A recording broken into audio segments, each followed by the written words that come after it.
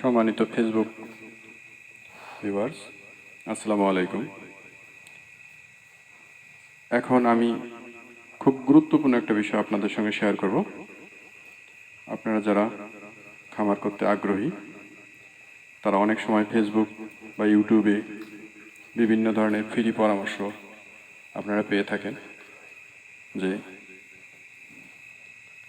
নিয়মিত গরুকে ভ্যাকসিন করতে হবে, কোয়ারেন্টাইন করতে হবে। আসলে বিষয়টা অনেকটা জটিল।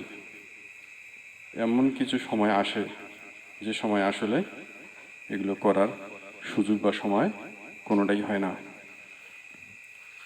একটু ব্যাখ্যা দিলে আপনারা বুঝতে পারবেন। আমরা গত 17 তারিখ থেকে গরু ক্রয় করা শুরু করেছি, এখনও শেষ করতে পারিনি। এরই মধ্যে আমরা কিছু রোগের সম্মুখীন অলরেডি হয়ে গেছি। তো বিষয়টা হলো, হুট করে চাইলেই একদিনই আসলে গরু হাট থেকে কিনে আনা সম্ভব হয় না। আমরা কখনো কোনো হাটে 2টা 4টা এভাবে করে পেয়েছি, আবার 2-1 হাটে আমরা ফেরত এসেছি। তো যে বিষয়টা বলতে চাচ্ছি, নিয়মটা হলো গরু কেনা শেষ করে এরপরে সব কিছু পর্যবেক্ষণ করে ভ্যাকসিন করাতে হয়। তো এখানে একটা বিষয় হচ্ছে, খুরা রোগের ভ্যাকসিন করতে হলে এর ঠিক 15 দিন পরে ল্যাম্পের ভ্যাকসিন করা যাবে। আরেকটি বিষয় হলো, কিছু কৃমির ইঞ্জেকশন আছে যেটা দিলে আবার এর 15 দিনের মধ্যে ভ্যাকসিন দেওয়া যাবে না। তো সেক্ষেত্রে এক ভ্যাকসিন থেকে অন্য ভ্যাকসিন 15 দিন পরে, আবার কৃমির ইঞ্জেকশন করলে আরও 15 দিন পরে, অর্থাৎ এভাবেই 1 মাস কেটে যাবে। আবার এর মধ্যে গরু কিনতে, যেমন আমরা 15 দিন সময় হাতে নিয়ে গরু কেনা শুরু করেছিলাম যে আজকের মধ্যেই গরু কেনা শেষ করব, কিন্তু আমরা পারিনি। এর মধ্যেই রোগের প্রাদুর্ভাব। তো আসলে বিভিন্ন সেমিনারে আমরা শুনে থাকি গরু কিনে আপনারা ভ্যাকসিন করবেন, খামারকে রোগমুক্ত রাখবেন।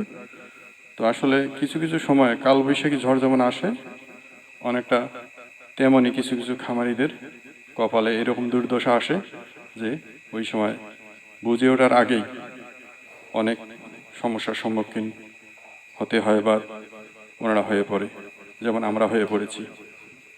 এই যে গরুটা দেখতেছেন, এই 2 দিন পর্যন্ত আমরা একে অবজারভেশনে রেখে বুঝলাম যে এফিমেরাল, অথচ না, আজকে বুঝতেছি এই খুরে আক্রান্ত। এর খুরার লক্ষণ আজকে আমরা বুঝতে পারলাম। এই 25 তারিখ থেকে অসুস্থ ছিল, কোনো লক্ষণ ছিল না খুরার, এফিমেরালের লক্ষণ ছিল, অথচ আমরা গতকালকে রাতে বুঝলাম এই খুরা আক্রান্ত। এরকম আরও 2-3টি গরু আমাদের খুরা আক্রান্ত আছে, 2টি ল্যাম্পিতে আক্রান্ত আছে। তো এই হলো বিষয়। এখন এমত অবস্থায় গরু কেনা খুবই রিস্ক। আবার খামার চালাতে গেলে কিনতে হবে, কেননা খামারের প্রতিনিয়ত একটা ব্যয় আছে। কারণ যারা পরিশ্রম করে এখানে, এদেরকে মাস গেলেই শ্রমের সম্মানী দিতে হবে। সেজন্য গরু কেনা বন্ধও করা যাবে না। ঠিক এমত অবস্থায় আজকে আমরা 2টি গরু নিয়ে এসেছি। পাউটানা হাট হতে আজকে এটা নিয়ে আসলাম। এটা আমাদের কেনা পড়লো 55,500, আর এটা কেনা পড়লো 61,000। তো আসলে যে বিষয়টা আমি আপনাদের জানাতে চাচ্ছি, অনেকেই আপনারা মনে করেন খামার করা খুবই আসলে সহজ, ইউটিউব ফেসবুকে দেখবেন অনেক খামারের সফলতা। আসলে এই সফলতার পিছনেও অনেক পরিশ্রম লুকায়া থাকে। এই জন্য আপনারা হুটহাট করে সিদ্ধান্ত নেওয়ার আগে এ ধরনের চ্যালেঞ্জ ফেস করার মতো প্রস্তুতি নিয়ে আপনারা খামার করার জন্য এগোবেন, নইলে খুব ভুল করবেন। বাস্তবতাটা সম্পূর্ণ ভিন্ন। ফেসবুক, ইউটিউবে সবাই সফলতার গল্প শোনাবে, কিন্তু সফলতা এমনি এমনি আসে না, খুবই অনেকটা চ্যালেঞ্জ। এই গরুটার পা দেখলে বুঝতে পারবেন অনেকটা যে কতটা জটিলতা। অবশ্য ছবিতে ওইভাবে বোঝা যাচ্ছে না। তো সবাইকে ধন্যবাদ।